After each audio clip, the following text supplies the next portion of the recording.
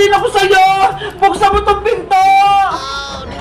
Ano yun, Iska? May problema ba?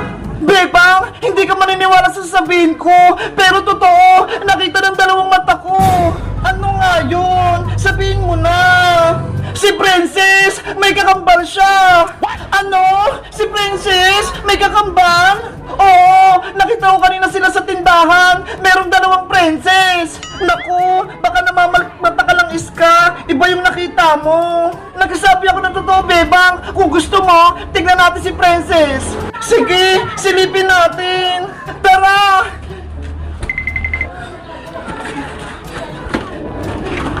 Diyan ka lang, Bebang. Bantay mo si Princess sa tindahan. Ako naman, dito sa may kalsada. Okay. Sasabihan kita kapag naparating ng isang princess. Sige, mag-aantay ako dito. Totoo kayong sinasabi ni Iska? May dalawang princess? La la la la la la la! Ang sarap magbantay dito sa tindahan ni Bebang! Maraming pagkain! Naku, si Princess! Kakain na naman sa tindahan! Pupunta ako kay Princess, hingi ako ng pagkain sa tindahan. Ayun na yung isang Princess, sasabihan ko na si Bebang. Bebang! Bebang! Ano yun, Iska? Paparating na isang Princess, silipin mo. Sige. Princess! Mildred, nandito ka na naman. Di ba sabi ko sa'yo, huwag ka na munang pumunta dito. Nagugutom na kasi ako eh. Gusto kong magmerienda. Bigyan mo na ako ng pagkain. Kakain ka ulit? Binigyan na kita ng chichirya kanina ha. Ayaw mo ba akong bigyan, Princess? Maggugulo ako dito. Tatawagin ko si Bebang. Mildred! Wag! Mabubuking ako! Takot ka pala eh. Bigyan mo na ako ng chichirya tsaka soft drinks para makalis na ako dito. Sige na! Kukuha ako ng pagkain mo.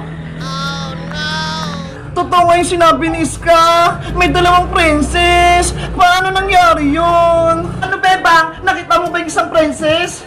Oo, Iska. Confirm.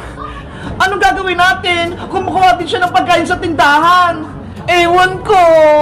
Bilisan mo na dyan, princess. Ang bakal mo naman. Ito na, Mildred, yung juice tsaka pagkain mo. Ito lang. Kulang pa yan. Dagdagan mo yan. Gusto ko yung madami. Gutom ako eh. Tama na yan! Pagkagalitan ako ni Bebang kapag nahuli niya ako kumukuha ng pagkain. Basta, dagdagan mo yan! Bigyan mo ako ng maraming pagkain! Kung hindi, sasabihin ko yung sikreto mo! Huwag, Mildred! Ibibigay ko na yung gusto mo! Kumuha ka pa ng maraming chichirya! Ayun o! Oo! Kukuha na ako! Yung kakambal ni Princess, matakaw din. Lahat ng chichirya, gusto niya din kainin. Bebang, ano balak mong gawin? Kausapin na ba natin yung dalawang princess? Magantay lang tayo, Iska. Kausapin natin si Princess. Okay. Mildred, eto na yung mga pagkain mo. Madami to. Pwede ka na umuwi. Thank you, Princess. Sa susunod ulit. Anong gagawin ko? Tinatakot na ako ni Mildred. Hoy, Princess! Sino yung kamukha mo? Kakambal mo ba yon? Bebang! Nakita mo si Mildred? Sino si Mildred? Kakambal mo yun ah! Sa totoo lang, Bebang, si Mildred, hindi ko siya kakambal. Isa siyang alien. Ano? Alien? Oo, ginagaya niya ako.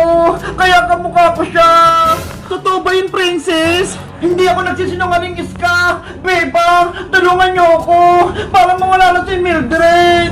Alien yung kalaban natin. Paano natin siya matatalo? Guys, mag-comment lang kayo kung paano namin mapapalaya si Mildred na alien. Mag-comment lang kayo para sa part 4. Bye-bye!